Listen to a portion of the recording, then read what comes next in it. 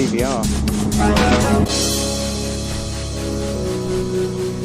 Welcome back, guys, to another episode of Road to RaceTrack. This time you join us as we are just lining up in the assembly area for qualifying at Silverstone National, and we're actually getting a bit of a telling off. Nothing too serious, luckily, but it's to do with our front towing point, which is sticking out too much. So we got away with it at Brands Hatch, luckily, but Silverstone not so much. And I think the guys actually thought I was here to take part in some sort of jousting tournament, because he was quite concerned that if I'd hit anything, it would obviously just do a lot of damage. So we've got to rectify that. Luckily, it didn't affect us for that day, but they did say get it fixed ASAP, please. And now for qualifying and for Silverstone itself, we managed to get a really good camera. We actually purchased this device called P gear, not as in P as in urine, but it's just the P for Papa. And what it does is it monitors your G-forces, your lap times, your acceleration, top speed, all of the good stuff that you'd like to see in an event like this. But for some reason we couldn't get it to work on Silverstone National. They have Silverstone GP circuit, but no Silverstone National. So we thought, okay, we'll test it out on the circuit for qualifying and just see how we go. So anyway, into qualifying itself, we're going to get this episode underway as soon as possible, try and keep it as short as possible. And already we're getting overtaken by some of the cars. Of course, there is no order to the way that you come out of pit lane or out of the assembly area onto the circuit. It's just pretty much free for all. As soon as you get out there, off you go. So this is our starting lap pretty much. We're just kind of getting to grips with where we're going. We've played Silverstone a lot online over our years, and it is a circuit that we do love. Not so much the National. I do love the GP circuit the most, but National, still fairly comfortable here in knowing which way I'm going.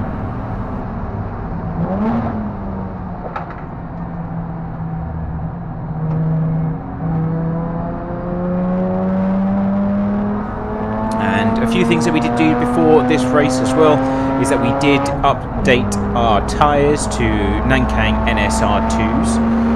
Or 2Rs, should I say, is the correct term. So they're the 50/50 road track tyres. So they are a massive improvement over the NS2s. However, they're still not as good as those semi-slicks. So just bear that in mind when you see everything flying past us in a few moments. And yeah, of course, the phone would collapse as we go through Luffield, which is one of the great features. And for the second time in a row, my phone decides that it doesn't want to partake in the race or this event whatsoever, and decides to just fly off into somewhere.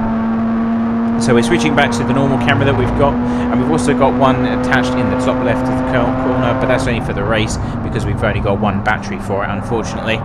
But we're just going a bit wide into Copse Corner here for our first attempt.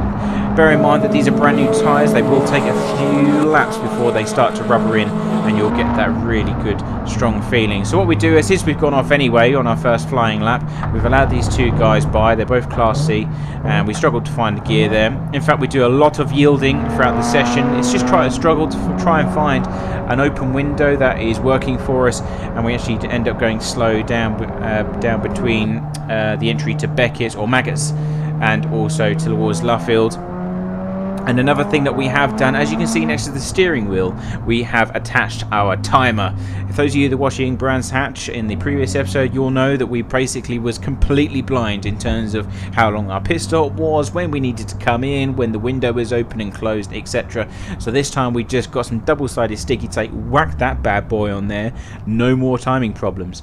So what I'm doing here in the qualifying session is simply coming into pit lane, making sure that I can switch over to the next thing, which will be 2-minute countdown, and then simply going back out again. So just letting things cool down a bit and then heading straight back out again.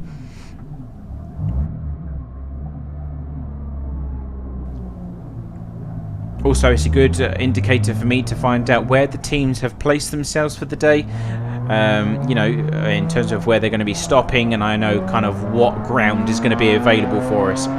So coming out pit lane now, nice gear crunch as we struggle to find third gear, back up to racing speed, checking the mirrors on the left as there are cars flying through as we speak, two Renault Clios, no less. And straight over back to the racing line. and into third gear. So this car now is I'm starting to feel a bit comfortable. We have taken the traction control off for this session. Of course, for those again watching Brands Hatch, we kept it on simply because the tyres were all over the place, no grip whatsoever, so it was more of a safety feature. But now I'm starting to feel more confident in the car, understanding where the limits are. Although the tyres are still coming into their own, you know, we're starting to say, okay, I know what you're going to do now. So traction control is off and we can actually start to push the car and find some pace. But now starting our first flying lap attempt. So coming down through the final corner, which is Woodcote, and coming up towards Copse, which is by far the most daunting corner on the racing circuit. So braking heavily just after the 50-metre board, try and turn it in. There's a bit of a wiggle from the front, there's no grip really responding, and we do go off slightly once again. So that lap is instantly invalidated. It won't count because we went beyond the white lines and also beyond the curb, and that's the limit of the circuit according to the regulations, so no go. So already I'm thinking, oh bollocks. I'm going to have to wait for another opportunity. So coming out of Beckett's again, wasn't the greatest of exits, so we've pretty much already abandoned the lap, and we decide to back out and let one of the other guys go through. I think we're waiting for the VW because he also has now begun another flying lap as he was going through the final corner. And we have this Class D car ahead, which is the Ford Fiesta, I believe, with the white stripes or racing stripes. So I'm hoping that maybe he will be able to provide us with a bit of a slipstream going into the final stages. So we've already elapsed about 10 to 15 minutes or so in the session, and there is only 20 minutes, which also counts as our practice. So coming across the start-finishing line, of course I'm thinking, right, I want that optimal racing line. Let's move over ever so slightly, but I don't want to push him just too much. So we do compromise the entry into Copse Corner for this flying lap. We do not overcook it though, so we stay within track limits. Stayed in fourth gear, probably would have liked to go down to third in hindsight, as we needed that extra oomph coming out of the corner because it was compromised, as mentioned, and down into Beckett's. Now we've got this slow white BMW. Not too sure what class these guys came under. We saw them at Brands Hatch, but they're just really, really slow. Not too sure where they belong, in all honesty. So we're just kind of thinking, okay, come on, I want to beat this car before the braking zone down the Wellington Straight and into Brooklyn. As we go heavy on the brakes, managed to get over to the racing line, turn the car in, struggled to find third gear, have to double blip just to get it to go into gear. And we actually have a bit of a slow apex there, so not my best lap of the session, that's for sure.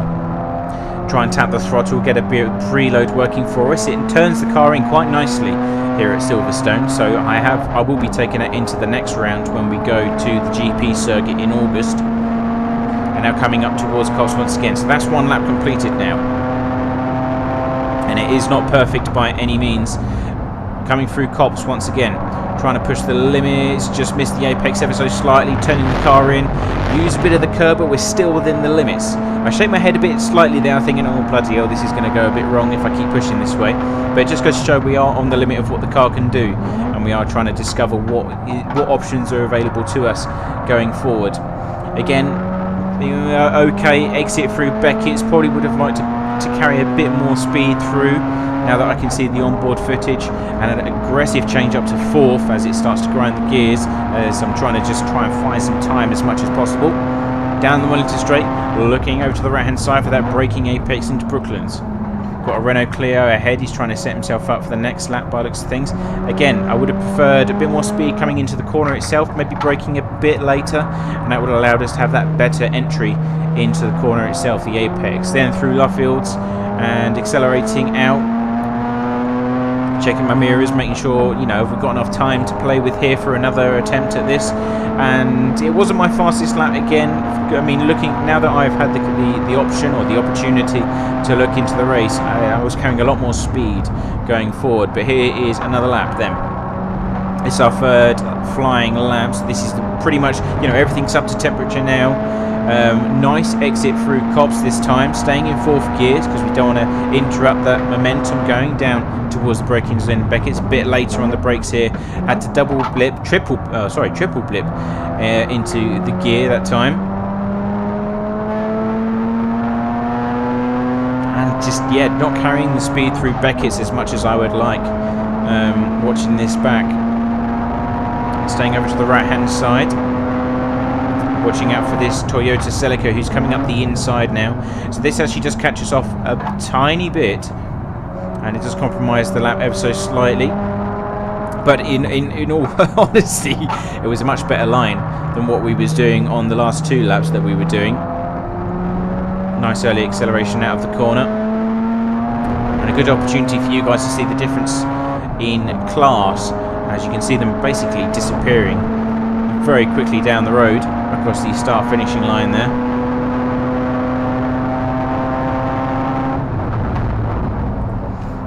So this is probably going to be our last opportunity in the qualifying session to put something together really nicely. Good exit out of Cobb's corner. That's the most important corner here. Then coming down towards Beckett's. Need to really master this corner. It's straight into gear on that first bit, carrying the speed through. The tyres are starting to squeal, and there's a slightly better exit. Still not perfect as much as I would like, but we got a bit more momentum this time coming through.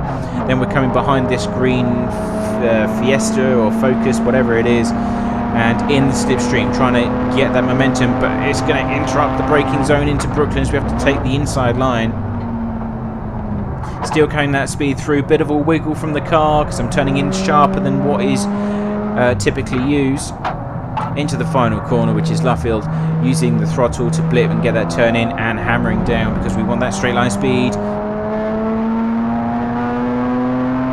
Through the final corner, Woodcourt hugging the inside line, using the curb just ever so slightly, and there's the checkered flag across the start finishing line.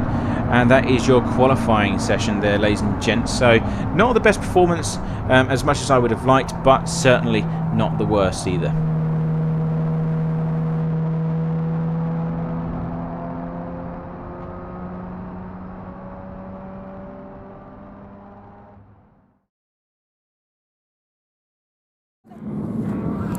Well guys, we just finished qualifying at Silverstone National, and we are not in the best of places. We're in P11 in class, which is Class D. You know, when arriving, these guys have got so much gear. They've got semi-slick tyres. You know, we've got Nankang SR2Rs, which are basically like track day tyres. They're not super fast or super grippy, and that showed in the corners. You know, as soon as we were going through the apex, on the straights we were holding them, but then as soon as it came to anything twisty, they just went on by. So it's a bit of a learning curve. We're in the deep end basically, and we are struggling slightly, but you know, it's still a lot of fun. I'm still enjoying it, and we're still learning as we go. You know, it's only our second race, and we are due rain later on. In fact, the clouds are starting to look a bit menacing as it is right now. But our race is in a few hours, so we're just going to check over the cars. There's a few things going by right now. There's a few other races before we go out, and then after that we go out, and fingers crossed. It's just started raining now, so it's going to be a wet race. So this is going to be interesting. Fingers crossed we just keep it in one piece. That's the goal, is just come home and you know, make sure we don't make any dents. But wish us luck, and we'll see you in a bit. Absolutely pissing it down.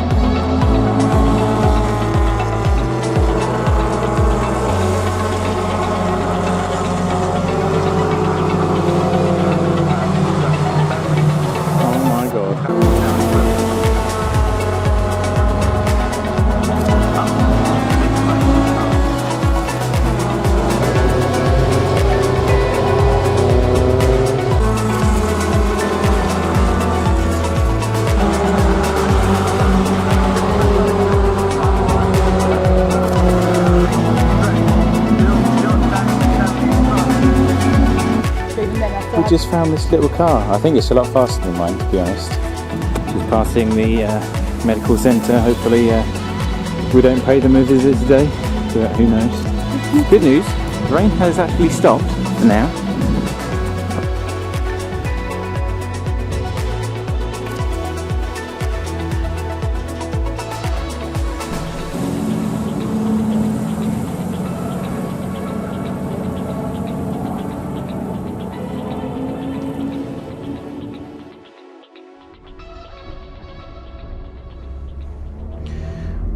Okay, so about to start the race now, and straight out of the box we have the marshal on the right hand side giving us the nice little thumbs up, and on the board it says there's no warm-up lap for this particular event, which means as soon as the national flag drops, that's it, we're off, you know, for 45 minutes.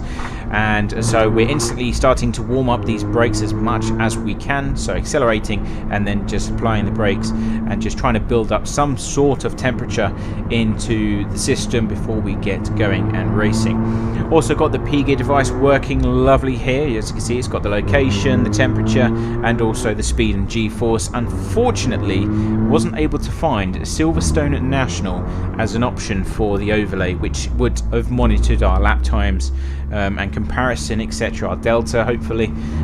So we've had to use what they call easy mode, which I think, you know, it's got quarter-mile drag races, etc., and that'll continue to feed data throughout the race. But fingers crossed that won't bother you guys too much. We've now got this cracking view of the outside world as opposed to the one that's located on the rear roll cage, and in the bottom left, of course, you've got the onboard camera of my ugly face.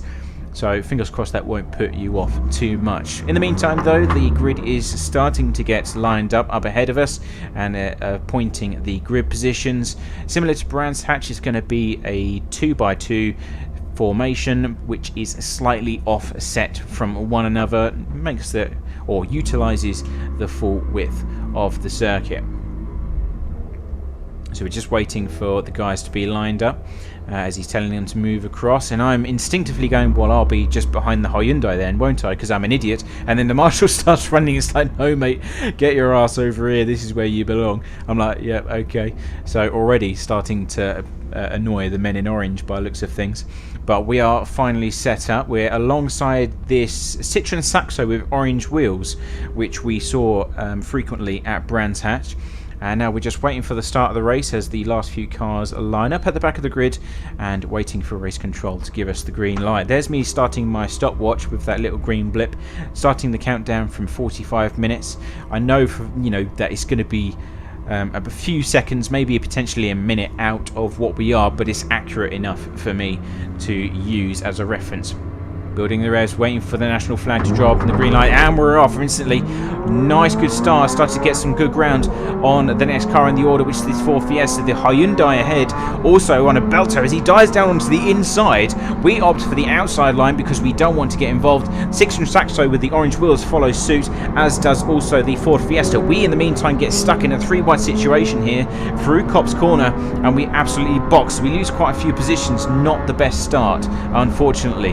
Then we're having to back out once again behind this Mazda Rx8 and the Ford as well, trying to find a bit of space, so we go down the inside into Beckett's.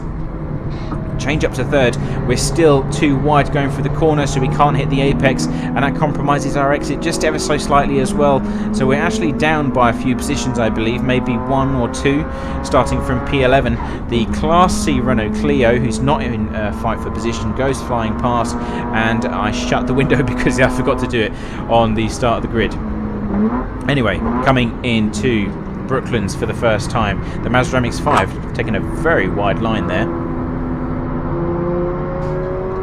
But we're still in the thick of it and losing a bit of ground already to the guys ahead, and that was all in that last, you know, the first few corners, which was slightly annoying for us.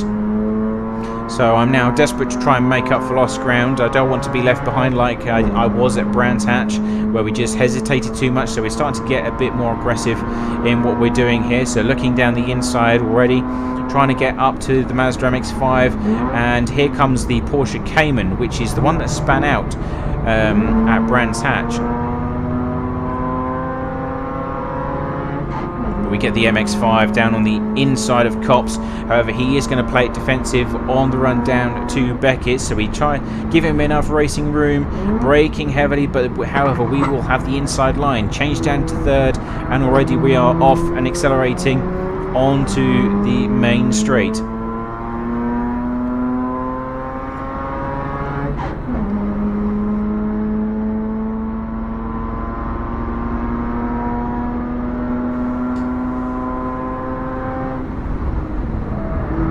just skipping forward a few laps now, and we do finally catch up to the back end of the pack, which has slowly but surely been drawn back towards us. Next in line is this Toyota MR2 as it puffs a bit of smoke coming across the start finishing line. Now, one thing we was having to monitor was a bit of vibration coming from the wheels, and we did have the wheels balanced, or the new tyres balanced.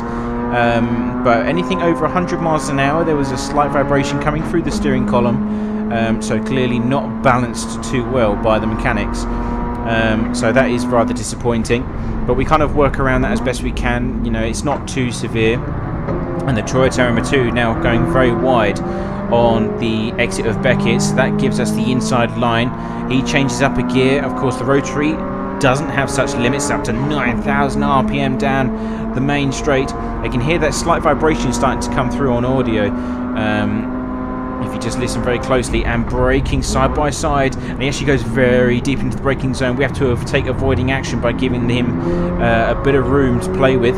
Tried to get the switchback. I was going to try and attack underneath, but he actually takes the entry very slowly. That forces us to go even wider than what we initially anticipated, and unfortunately we wasn't able to get that move done. So aggressive upshifts coming from us now, because we think, okay, we're definitely a lot faster than this guy. I just want to get past him now and start the attack on all those positions we lost. But then we get yellow flags coming into the next lap as someone has issues in Copse Corner. There's a car off the side of the track, as you can see there. So that's ruined a massive part of that attack. We're going to take him down the inside, but we have to back off once again. Once more, we're staying in 4th gear. Probably should have gone down to 3rd, since that speed in that part of the corner just wasn't there. And again, this guy goes wide into Beckett's. Obviously not happy. And that Porsche Cayman that we saw at the start of the race has spun out. Also coming back onto the track was the Citroen Saxo with the orange wheels. Maybe some contact between the two of them, but whatever happened, the Porsche Cayman came out of the situation a lot worse. 2 blitz of the throttle coming into Luffield, trying the inside line, just having a little peep, just trying to apply a bit of pressure, and we get a much better entry to Luffield. Again, puffs of smoke and flame outside of the back end of the MR2. I'm coming across the start finishing line once again. Yellow flags have now disappeared. So we think, oh, thank God. And going down the inside into Cobb's Corner, he screws up the entry as he tries to defend the inside, and we sneak up on through, and that's another position gained.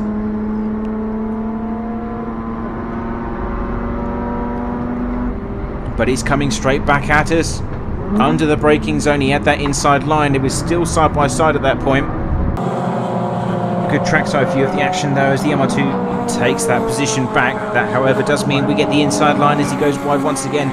In the meantime, we're getting overtaken by the faster class, which is one of the VW Golfs, I believe, the dark sider one, and still side by side coming back out. And of course, we're faster through the gears. He changes that, and we gain a bit of ground. Still on the inside, or sorry, on the outside this time. And I think, oh, okay, he's going to dive it again just to try and retain that position. But this time we're much more aggressive on the entry, carry a lot more speed through. Have to turn in a few times because the car does start to wiggle slightly. But we get the move done, and we are finally up into position. Now, we was grinding the gears quite often during that episode because we was just so frustrated after the horrible start that we got. No fault of our own, of course. We just got caught up in a bit of traffic. But as you can tell, as soon as we pass the car, all of our gear changes go back to normal. And we're going to go run a wide bit here onto the outside the track limits, just where we're trying to maintain that momentum and stay away from that Toyota MR2. So now starting to build a gap. As you can see, the MR2 has already lost a bit of time to us as one of the faster class tries to get by under the braking down to Beckett's and nearly goes into the back end of the MR2. Was hoping to get the inside line, but not going to happen, and nearly caused an accident there, but luckily no one was hurt. We see the car in our back mirror trying to get past, and we move over to the right hand side, and it actually comes down into Brooklands on the left. and the Honda Civic cocking a wheel as it enters the corner, just deciding to go into a Reliant Robin for a few seconds there. Brilliant stuff, so really on the edge of adhesion there. But our focus now is on the Citroen Saxo, our nemesis from Brands Hatch, the car that we couldn't beat. But this time we have better tyres and we are determined to actually move up the order now. I mean, we have no idea what position we are in, but we're still going to make good ground. Coming into cars, we actually go really wide here as the Toyota was having a little peep down the inside and didn't kind of commit. So it really did shake me at that point, because I was like, Roy, are you going to do it or aren't you going to do it? And at that point I was still entering the corner at full speed, and I just decided to open the steering just ever so slightly, and it resulted in us going a bit wide. So a bit of indecisiveness there.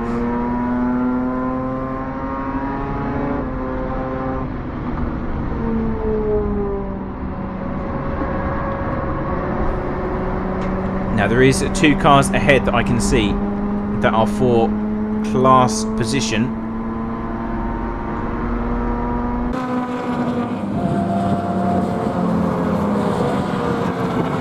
And we are slowly but surely starting to gain some ground on these guys. So finding the limits of the car, tyres are really starting to come alive now. The circuit is bone dry, no problems here to report. There's that slight vibration still coming from the car above anything between 90 to 100 miles an hour, but we're managing it. It's not getting worse. It is just an imbalanced tyre. Coming down into Lufwood, you can see we're starting to go deeper and deeper into the corners here. The line is becoming much more what you'd expect from your sim racing side of things. And we're starting to really push the limits of these tyres. Getting overtaken by the C-Class car. I think there's going to be more traffic on its way very shortly, and decide to come into pit lane to try and get the undercut on these guys. I'm thinking sim racing tactics for multi-class racing. You know, it's a lot of traffic coming through. Don't waste your time and lose that time. Just simply come in while you've got the advantage. So straight off the bat, we know that we want to park up as soon as possible. That'll make it easier for us to judge that 2 minutes, and we simply sit tight and wait for that time. Just watching the clock like a hawk, making sure the temperatures are still okay, the oil is up to temp. We also open the door, let some fresh air to flow through the car, because it is absolutely baking in this Mazda Rx8, renowned for producing tons of heat, of course. And yeah, that day was no different whatsoever.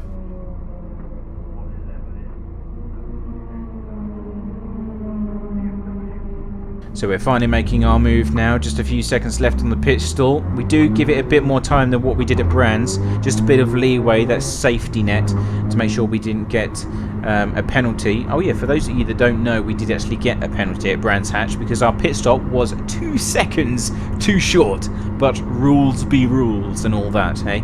But anyway, exiting pit lane. Nice little pump of the gas just to give the marshals a bit of a shock, and then straight out the pit lane and up to speed. And as you can already probably tell, it's starting to get a few freckles on the windscreen, and that is rain, ladies and gents. And you're about to witness probably what is the worst ever driving conditions I've had in my entire life. So instantly, just from being bone dry, you've already got a lot of rain coming down onto the windscreen. It's been like this all day at the circuit, and I thought for a second that we was going to find a wonderful window of opportunity for a nice dry race, but it was not to be.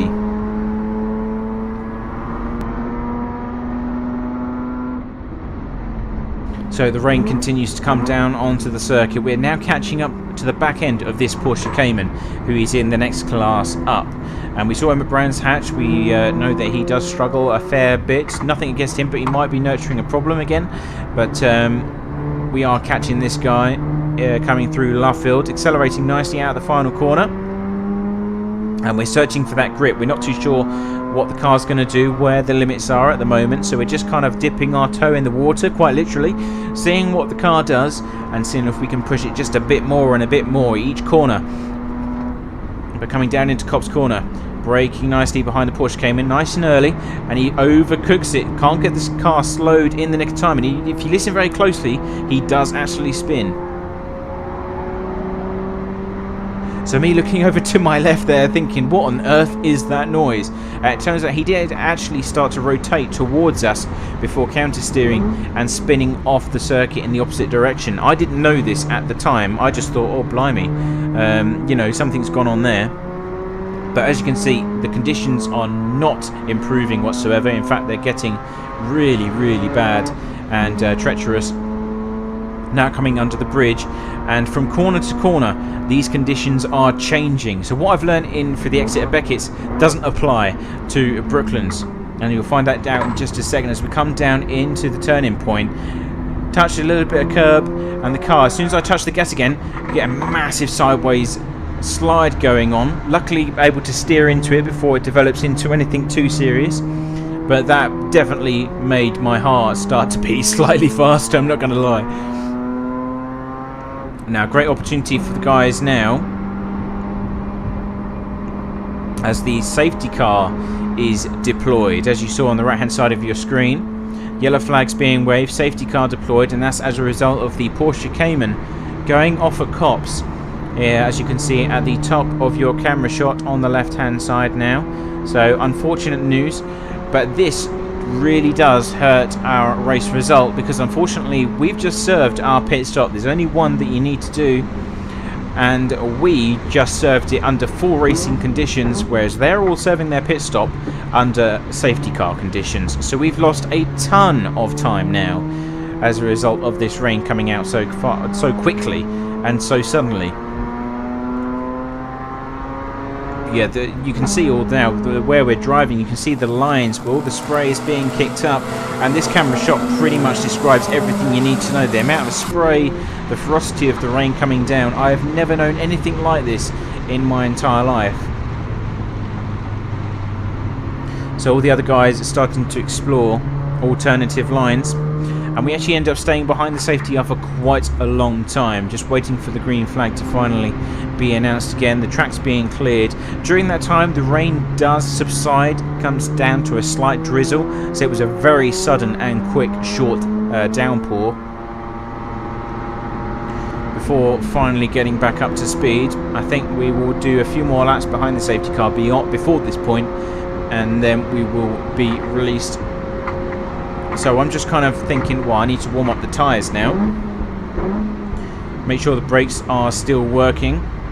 And talking about the brakes, we actually start to develop a slight vibration under braking now. So although we've got the slight vibration going over 100 miles an hour because the tyres haven't been balanced properly by the mechanics, we're also starting to experience just a slight vibration whenever we apply the brake pedal. So I'm not saying that it's the brakes, we do not know what it was or what it is, but that does start to concern us, and I'm thinking, oh, that's the last thing I need is, you know, slowing down in these conditions is tricky enough as it is. The last thing I need is vibrations coming through the steering column and something not working properly. So coming down the back straight once again, and we actually get a green flag being flown by the marshal on the right hand side. So we're now back into racing conditions. Safety car was well up the road, and I'm thinking, okay, again we're in a similar situation to Brands where we're not sure what's going on now. The car doesn't feel right with the vibration coming through the steering column. Do I push the car for position now in these conditions, or do I play it safe?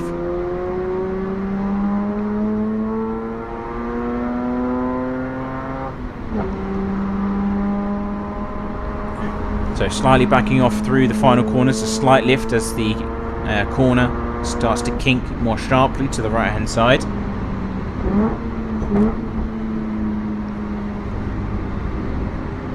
And this car here is for position. I'm not sure if it's a lap down or not, but of course that's the Fiesta that we saw at the start of the race. Take him on the inside of Cops on the exit, no problem whatsoever. But, you know, because of that pit stop, we have no idea where we are now. You know, beforehand I had a rough idea of what position I was in, maybe potentially 7 or 8. But beyond that point, no clue whatsoever now.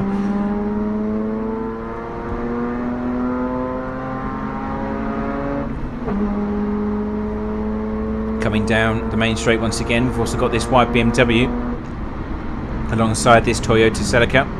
and thinking about going down the inside, and we decide to because we can now see the Citroen Saxo that we was fighting with at Brands Hatch. So I'm like, right, I'm having that inside line then. It was a bit slippery, a bit dodgy because we did touch the curb ever so slightly, but ultimately paid off as we're now behind the next competitive car. Bit of traffic going by in the meantime as we tried to give chase and coming across the start finishing line. We're actually going through two wide, sorry, through the final corner, and Citroen Saxo's decided to, he's actually got the brakes applied and decides to let us go, so clearly not feeling that comfortable in these conditions. In the meantime, we're watching this Toyota go very deep into Copse Corner, so we kind of hesitate in accelerating out of that particular part of the circuit, and you know, just seeing if he's going to lose it or not, because of course I want to come home in one piece too.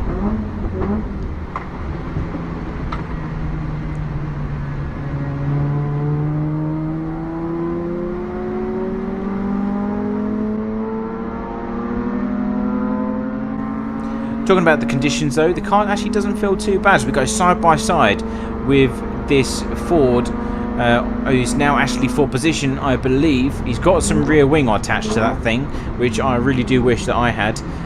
He's got the preferred line, of course, because in wet conditions you would like to be off the racing line if possible. And you can see the Mazda Rx8 we had at the start of the race.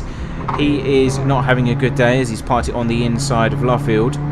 And we've also got this Honda that's gone by on the outside line, and I'm actually starting to get pretty annoyed at the moment. I'm having to nurse these two different vibrating problems, which sounds very naughty, but you know, the wheels are vibrating, the brakes are starting to vibrate.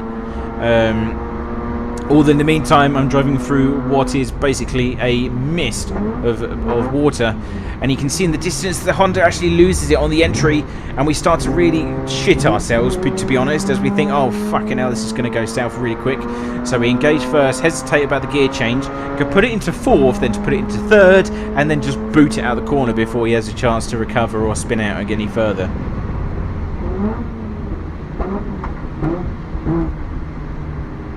Struggling to put it in third again, so of course lower speeds has put me out of my rhythm now. I'm having to relearn what the car wants, you know, that blip response, or the blipness required, shall we say, in order to get it back into gear. And you can really hear that vibration, so we do start to notice it is getting worse now. So whatever is happening to the car, it's not liking it, and it's actually starting to become quite a big problem now in the final stages of this race.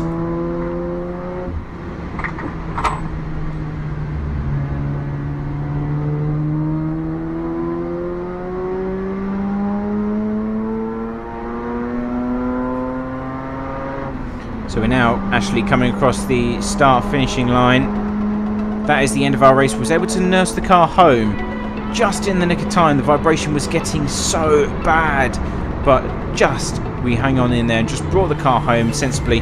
We lost a lot of time and a lot of positions at the end of the race, but I think we did what we could. We behaved ourselves and we made the right choice there. But what did you guys think? Leave us a comment down below and give us some feedback on how you think we progressed this weekend. Well guys, we made it to the end of that race. What the hell was that? That was absolutely epic. You know, it was a great half of the first race, nice and dry, was really pushing the car. We started to develop a bit of a vibration under braking, which got us a bit worried, but we kept on going nevertheless. Tried to manage it as best we could, keep an eye on if it was getting worse. Then we went to our pit stop. As soon as we exit pit lane, it starts to hammer down with rain. I mean, absolutely poured. Absolutely poured. It was, you know, no part of the track was safe. And we had a few laps behind the safety car. After that, we was unleashed for about 8 minutes, and that is when the vibration really started to increase considerably. Under braking, it's from the front left. I can tell that much. But it was just shaking. It was like that. It was just up and down all over the place. Yeah, just brought the car home. We'll have a look what's wrong with it later on, because we've now got a large gap till August before we have to do it again. We're just outside scrutinying, or Park Ferme now. They'll just take us in and then have a look at the car. But this is, you know, I've been moaning recently about how much money I've been spending and how much money has been going on tyres and brakes and all the brake fluid and all the rest of it, oil. But that is smiles per mile. It really is. You know, I've never driven in the wet before, but I already love it. You know, I already love it. It's absolutely brilliant. You just have to feel the grip, and the car is twitching, and you've got to feather the throttle. Absolutely epic. So yeah, I can't wait for the next round. Can't wait for the next round. Absolutely epic. That's it for this episode though, guys. I hope you did enjoy it. Please consider subscribing and give us a thumbs up if you have enjoyed the content of this episode. Silverstone certainly has left a mark on us. There's a reason why I loved racing here online for so many years, and with the rain especially, really did make it an incredible experience. Now we have quite a large gap until August when we go back to Silverstone GP circuit, so join us next time and we'll see you on the next one. Cheers.